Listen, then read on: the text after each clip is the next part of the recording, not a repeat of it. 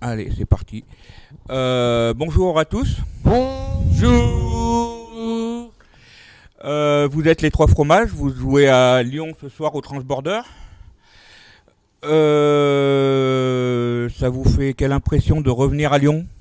Alors, ça nous fait quelle impression de revenir à Lyon? On était venu en 2016, 17.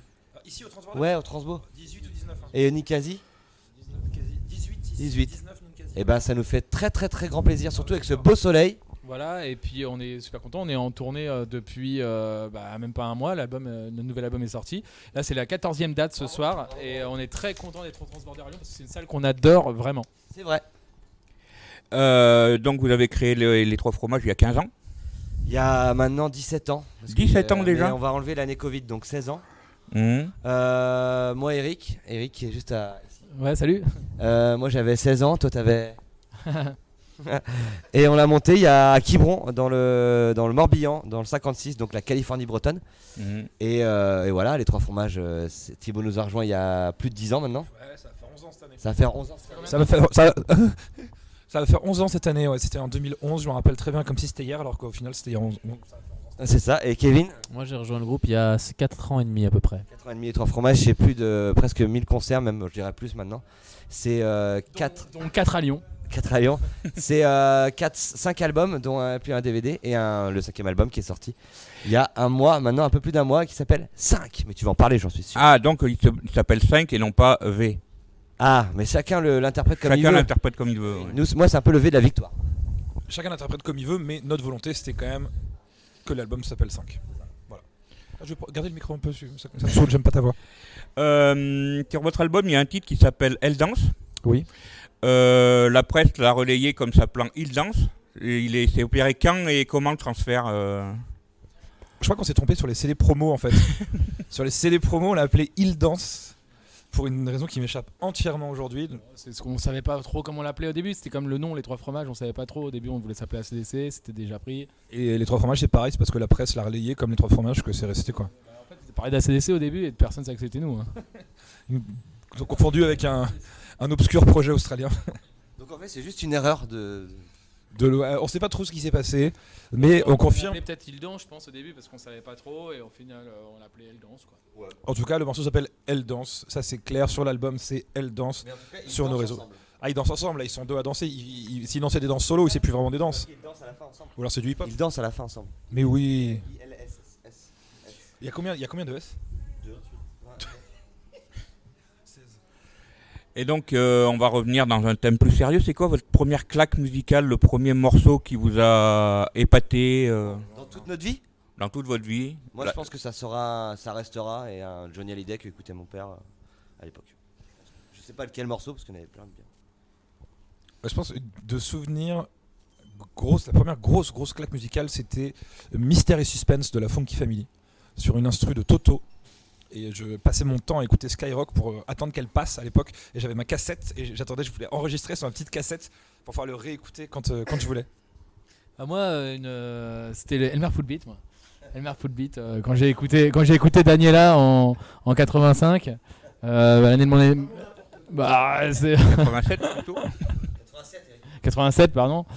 Le vrai, en fait, pour ceux qui n'ont pas qui ne sont pas là, en fait, on joue avec Elmer Fullbeat ce soir et là ils viennent de rentrer dans la pièce. C'est pour ça que j'ai fait une petite blague.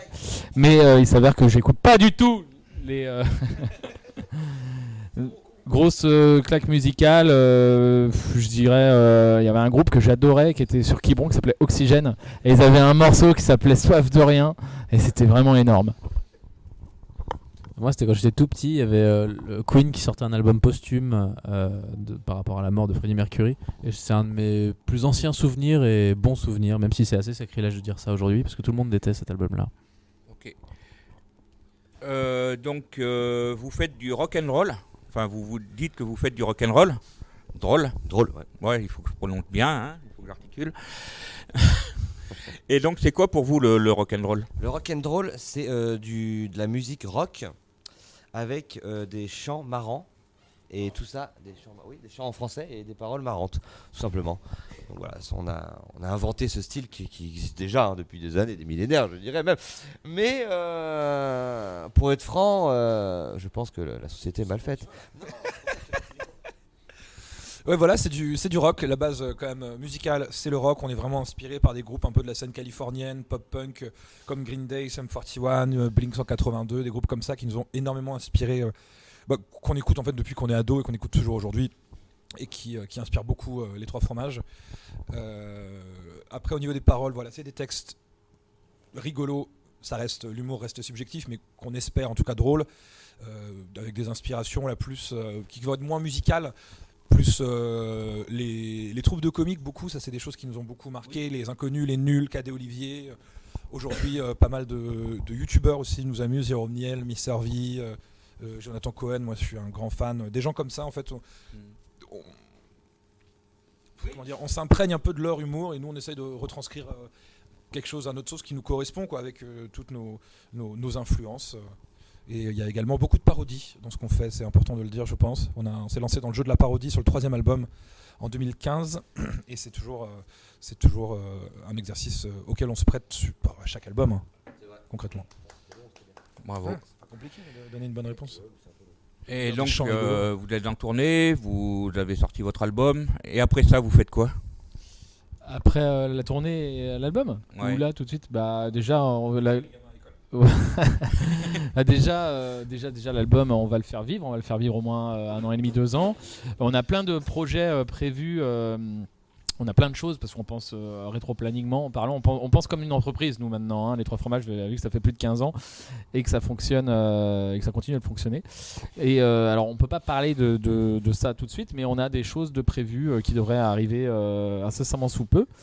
Mais là l'objectif ça va être de tourner un maximum, d'essayer de rattraper les 2 ans de perdus, de tourner sur 2022 la rentrée et 2023 aussi, parce que 2023 il y aura un peu moins d'embouteillage pour les artistes, et donc voilà, tourner en France, à l'étranger. On aimerait bien aussi développer un peu plus le projet en Allemagne. On a été tourné dans les pays asiatiques, Japon, on est parti en Thaïlande aussi, peut-être les pays limitrophes aussi, hein, tu vois, on joue en Suisse, mais on aimerait bien un peu plus en Belgique, peut-être en Espagne, et tout ça. Donc voilà, on a plein de projets, mais on y va tranquillement, faut pas aller plus vite que la musique.